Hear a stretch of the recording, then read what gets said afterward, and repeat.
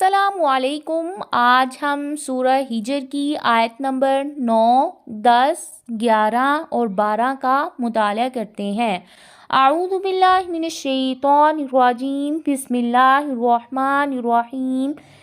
انا بے شک ہم نے، نحن ہم ہی ہیں، نزلنا نازل کیا ہم نے، الذکر ذکر قرآن کو، وَإِنَّا اور بے شک ہم ہی، لہو اس کی، لحافظون البتہ حفاظت کرنے والے ہیں۔ قرآن آج تک اسی طرح محفوظ ہے جس طرح یہ اترا تھا۔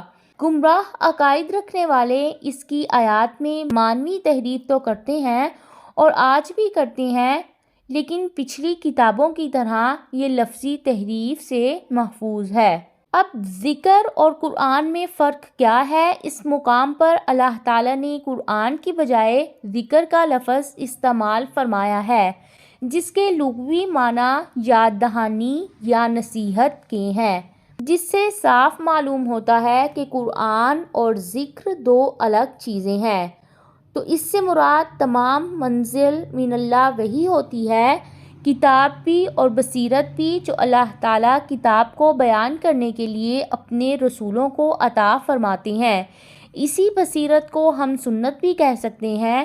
اللہ تعالیٰ نے صرف قرآن کی حفاظت کا ذمہ ہی نہیں لیا ہے، بلکہ اس کے معانی اور مطالب کا بھی ذمہ لے رکھا ہے۔ شرف اور محفوظیت کا مقام پچھلی کسی کتاب اور رسول کو حاصل نہیں ہوا ہے۔ وَلَقَدْ اور البتہ تحقیق، ارسلنا ہم نے بھیجا، من قبلک آپ سے پہلے رسول، فی شیع الاولین پہلے لوگوں کے گروہوں میں۔ نبی کریم صلی اللہ علیہ وآلہ وسلم کو تسلی دی جا رہی ہے کہ جس طرح لوگ آپ کو جھٹلا رہے ہیں، اسی طرح آپ سے پہلے نبیوں کو بھی وہ جھٹلا چکے ہیں۔ وَمَا يَأْتِيهِمْ اور نہیں آیا ان کے پاس، مِن رسول کوئی رسول، الا مگر کانوا تھے وہ، بہ اس کا، یستہزئون وہ مذاق اڑاتے۔